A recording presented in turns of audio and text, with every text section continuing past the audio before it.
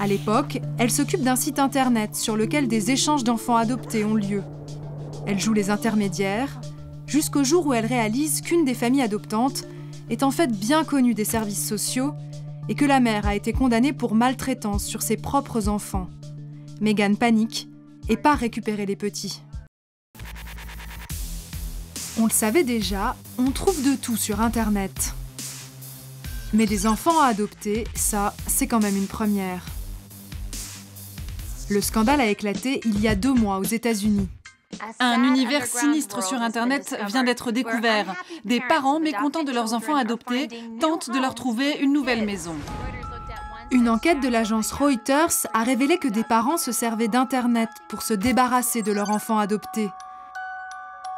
Entre 2007 et 2012, plus de 260 enfants auraient ainsi été proposés pour des réadoptions via des petites annonces passées sur des forums de discussion ou des groupes Facebook. Recherche nouvelle maison pour un garçon de 4 ans.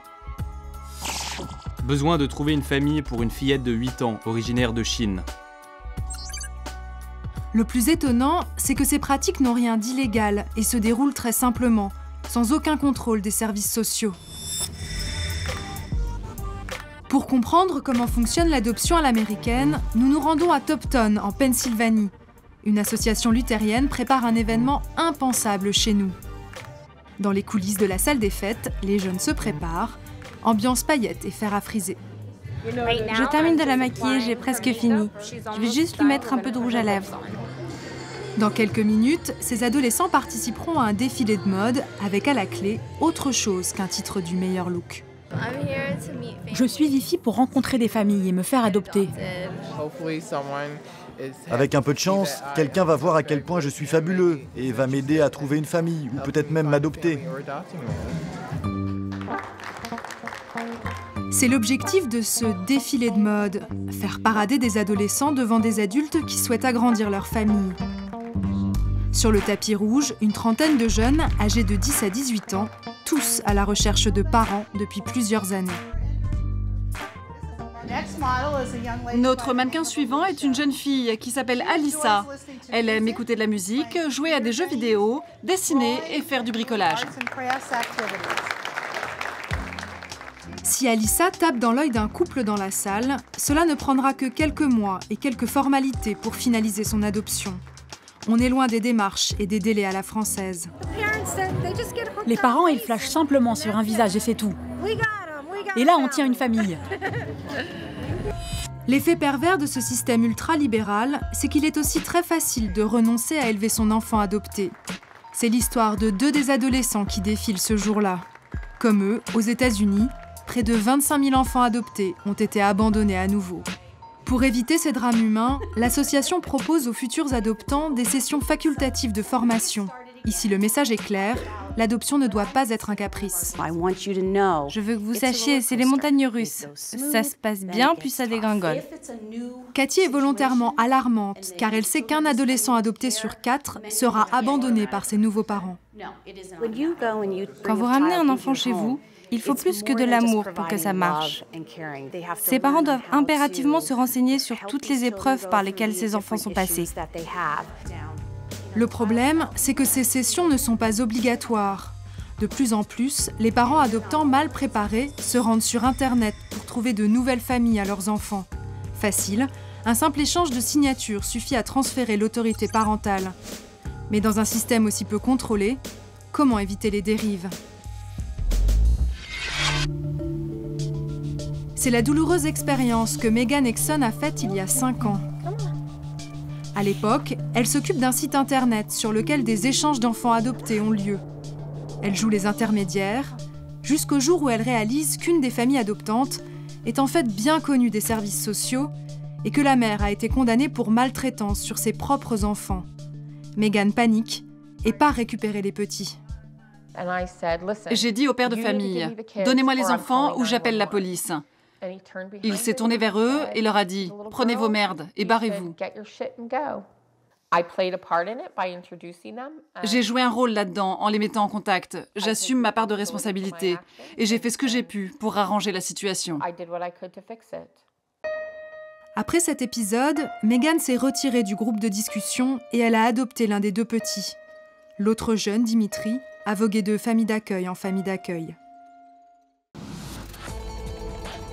Quels sont les effets de ces abandons successifs?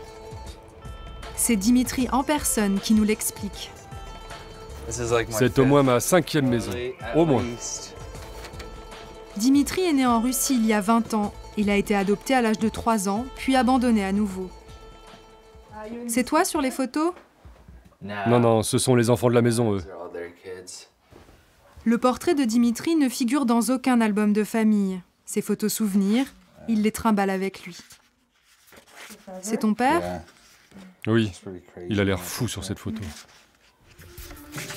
Baladé de famille en famille, Dimitri n'a jamais trouvé ses repères. Il a commencé à boire à 13 ans. Là, il sort tout juste de cure de désintoxication. Tous mes amis ont été diplômés, acceptés dans des universités renommées, et moi, j'ai toujours été à la traîne à l'école. Ça me déprime. Toutes ces familles qui leur payent des grandes études, de belles voitures. Je me dis que si j'étais resté dans ma première famille d'adoption, si mes parents avaient persévéré, je pourrais être comme n'importe lequel de ces enfants. La première famille adoptive de Dimitri a renoncé à l'élever en 2007. Pourtant, il n'était pas un enfant particulièrement difficile, juste un adolescent un peu turbulent. Les personnes qui adoptent nourrissent d'énormes attentes. Leur fantasme, c'est une famille de contes de fées. Elles ne réalisent pas qu'elles vont rencontrer des difficultés, comme dans toutes les autres familles. Seulement, quand vous adoptez, il n'y a pas cette profonde interconnexion qui existe avec un enfant biologique. Donc vous êtes prêt à baisser les bras beaucoup plus facilement. Sa conclusion, toute adoption devrait être définitive, quoi qu'il arrive. Comme Dimitri, des milliers d'ados se retrouvent délaissés par leur famille adoptante.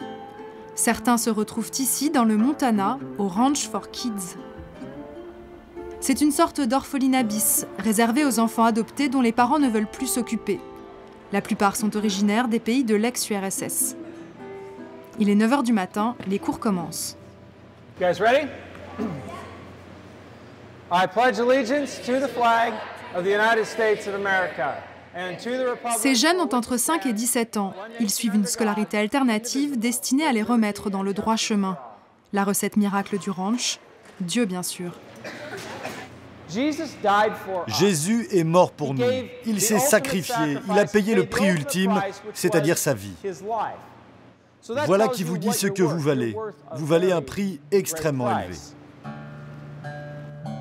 Coût de cet institut, 4 000 $ par mois payés par les parents adoptants. Le prix de la bonne conscience. Car au ranch, on inverse le problème. Les coupables, ce sont les enfants. Dans un sens, c'est notre faute, et c'est aussi la faute de nos parents biologiques. Je n'en veux pas à mes parents adoptifs. C'est un endroit pour combattre notre attitude condescendante. Une attitude du genre « je mérite tout, je devrais tout avoir parce que j'ai été adopté et que j'ai été un pauvre enfant orphelin ».